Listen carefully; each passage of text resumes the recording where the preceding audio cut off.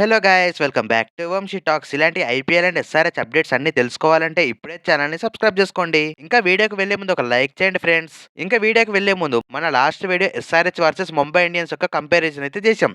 ఆ వీడియోలో Bhuvneshwar Kumar total IPL wickets ఎన్ని అండ్ తను వేసిన బెస్ట్ స్పెల్ ఏంటి అని అడిగితే ప్రతి ఒక్కరు కరెక్ట్ ఆన్సర్ చెప్పారు. మా నేనైతే అన్ని ఆన్సర్స్ ఎక్స్పెక్ట్ చేయలేదు. ఎవరైతే కరెక్ట్ ఆన్సర్ చెప్పారో వారందరికీ కంగ్రాట్స్. సో ఈ రోజు ఇంకో ఇంట్రెస్టింగ్ క్వశ్చన్ తో అయితే మీ ముందుకు వచ్చా. ఇదైతే ఓవరాల్ ఎస్ఆర్ఎస్ టీం గురించి అయితే అడుగుతున్నా. ఎస్ఆర్ఎస్ టీం టోటల్ ఐపీఎల్ లోనే హైయెస్ట్ రన్స్ చేసిన గేమ్ ఏంటో కింద కామెంట్ చేయండి. ఇంకా ఆ మ్యాచ్ లో మీకు నచ్చిన ప్లేయర్ నేమ్ కూడా కింద కామెంట్ చేయండి. కరెక్ట్ గా కామెంట్ చేసిన నేమ్స్ అయితే నెక్స్ట్ వీడియోలో డిస్ప్లే చేస్తా.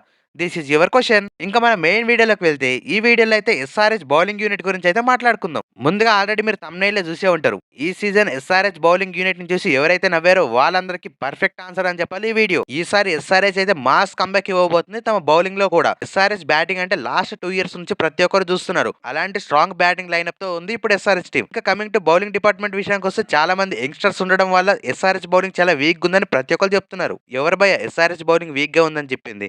ఈ స్టార్ట్స్ విన్నాక మీ ఒపీనియన్ కూడా మార్చుకుంటారు. ఈ వీడియోలో ఎస్ఆర్హెచ్ టాప్ బౌలర్స్ ఎవరు అండ్ వాళ్ళు రీసెంట్ ఎలాంటి ఫామ్ లో ఉన్నారో క్లారిటీగా మాట్లాడుకుందాం. నేనైతే పాస్ట్ విషయం గురించి అయితే మాట్లాడతాను. లాస్ట్ 2 to 3 మ్యాచెస్ ఎలా ఆడారు, వాళ్ళు ఎలాంటి ఫామ్ లో ఉన్నారో జస్ట్ ఇంట్రడక్షన్ మాత్రమే ఇస్తా. ఇంకా చూసుకుంటే మన first and most important player Pat Cummins అయితే ఇంజరీతో ఉన్నాడు. తనైతే ఐపీఎల్ కి వచ్చే ఛాన్సెస్ ఉన్నాయని చాలా మందికి డౌట్ గా ఉంది. ఇదైతే పక్కాగా క్లారిటీ ఇవ్వబోతున్నామా నేను. ఆస్ట్రేలియా అండ్ ఇంగ్లాండ్ ఈ యాషెస్ సిరీస్ గురించి ప్రతి ఒక్క ప్లేయరే కాదు ప్రతి ఒక్క ఫ్యాన్ కూడా చాలా ఇంట్రెస్టింగ్ గా ఉంటారు. అలాంటి మ్యాచెస్ కూడా జస్ట్ ప్యాట్ కమిన్స్ ఒకటే మ్యాచ్ ఆడాడు. ఇది కూడా ఇంపార్టెంట్ మ్యాచ్ మాత్రమే ఆడాడు. మెయిన్ గా తనైతే T20 వరల్డ్ కప్ కోసం రిస్క్ చేయొద్దని ఫిక్స్ అయింది ఆస్ట్రేలియన్ టీం. అందుకే తనైతే ఫుల్ ఫిట్ గా థర్డ్ మ్యాచ్ కి వచ్చి ఎక్సలెంట్ పర్ఫార్మెన్స్ మ్యాచ్ అయితే వన్ సైడ్ చేసాడని చెప్పాలి. ఇంకా ఆ మ్యాచ్ లో తను ఎవరు వికెట్ తీసాడు, తన బౌలింగ్ ఎలా ఉందని చూసుకుంటే టోటల్ గా 17 ఓవర్స్ అయితే ఫుల్ ఫిట్ గా వేసాడు. మా ఆ 17 ఓవర్స్ లో టోటల్ గా 3 వికెట్స్ అయితే తీసాడు ఫస్ట్ ఇన్నింగ్స్ లో. తనైతే బెస్ట్ ప్లేయర్స్ అవుట్ చేసాడని చెప్పాలి. Like Joe Root and Jamie Smith ఇలాంటి ప్లేయర్స్ అయితే ప్లానింగ్ చేసి అవుట్ చేయాలంటే ప్యాట్ కమిన్స్ ఉండాల్సిందే. ఇంకా సెకండ్ ఇన్నింగ్స్ లో కూడా సేమ్ 17 ఓవర్స్ వేసి 3 వికెట్స్ తీసాడు. మళ్ళా ఇందులో కూడా important players like Ben Duckett,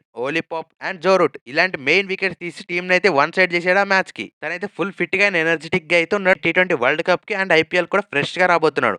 తన గురించి అయితే ఏ ఫ్యాన్ కూడా భయపడాల్సిన అవసరమే లేదు. ఈసారి ఎస్ఆర్హెచ్ టీమ్ కి కెప్టెన్ గా అండ్ మెయిన్ బౌలర్ గా ఉండబోతున్నాడు. అందులో డౌట్ పడాల్సిన అవసరమే లేదు. ఇంకా మన సెకండ్ ప్లేయర్ విషయానికి వస్తే బెడెన్ క్రాస్ గురించి ఎంత ఎక్కువ మాట్లాడుకున్నా సరిపోదు.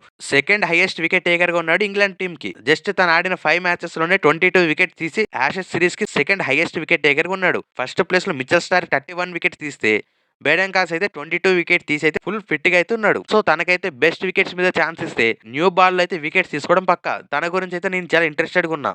ఇంకా మన మెయిన్ ఇంపార్టెంట్ ప్లేయర్ గురించి మాట్లాడుకోవాల్సిందే. ఫోర్త్ ఫారెన్ ప్లేయర్ లో లివింగ్స్టోన్ ఉండాలా లేదంటే ఈ ప్లేయర్ ఉండాలనేది చాలా డౌట్స్ ఉండబోతున్నాయి నెక్స్ట్ వచ్చే ఐపీఎల్ సీజన్ కి. ఎందుకంటే అలాంటి పర్ఫార్మెన్స్ ఇస్తున్నాడు. అతనే జాక్ ఎడ్వర్డ్స్. మెయిన్ గా ఇప్పుడు జరుగుతున్న T20 tournament big bash league లో అయితే అదర్ కొడుతున్నాడు అని చెప్పాలి జాక్ ఎడ్వర్డ్స్. అటు ఛాన్స్ వచ్చినప్పుడు బ్యాటింగ్ లో ఇటు బౌలింగ్ లో అయితే వేరే లెవెల్ పర్ఫార్మెన్స్ ఇస్తున్నాడు. బిగ్ బ్యాష్ లీగ్ లోనే హైయెస్ట్ వికెట్ టేకర్ ఉన్నాడు ప్రస్తుతానికి. ఒకసారి తన రీసెంట్ మ్యాచ్ విషయానికి వస్తే నిన్న జరిగిన మ్యాచ్ లో తను 4 ఓవర్స్ ఫుల్ కోటా కంప్లీట్ చేస్తూ 27 రన్స్ ఇచ్చాడు జస్ట్ 4 ఓవర్స్ లోనే విత్ 3 వికెట్స్. మా ఇదైతే వేరే లెవెల్ బౌలింగ్ అని చెప్పాలి. ఇది ఒకటే మ్యాచ్ కాదు, ప్రతి మ్యాచ్ లో సేమ్ ఇలాగే ఇస్తున్నాడు. New ball Avani, middle orders Avani and death overs లో ఈ 3 డిపార్ట్మెంట్స్ ని కవర్ చేస్తూ హైలైట్ బౌలింగ్ చేస్తున్నాడని చెప్పాలి జాక్ ఎడ్వర్డ్స్ విత్ బ్యాట్ తో కూడా. మరి తినకి అండ్ లివింగ్స్టోన్ వీళ్ళిద్దరికైతే గట్టి పోటీ ఉండిపోతుంది 4th ఓవర్సీస్ గా. ఇంకా టోటల్ గా 7 మ్యాచెస్ ఆడితే 14 వికెట్స్ తీసాడు. ఈ టోర్నమెంట్ లోనే హైయెస్ట్ వికెట్ టేకర్ ఉన్నాడు.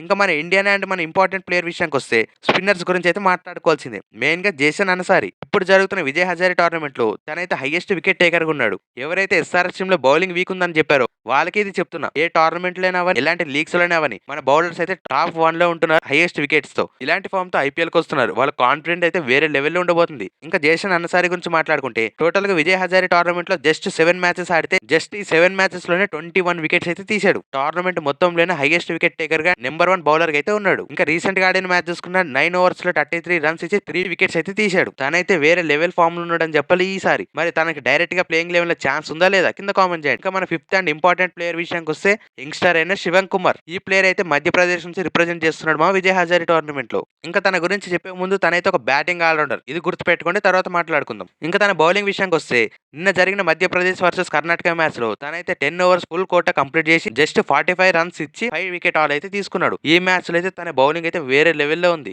ఏ బ్యాటర్ కూడా తనైతే పిక్ చేయలేకపోతున్నారు. మా మెయిన్‌గా తనేస్తున్న గుగ్లీస్ అయితే ఏ బ్యాటర్ కూడా పిక్ చేయలేకపోతున్నాడు.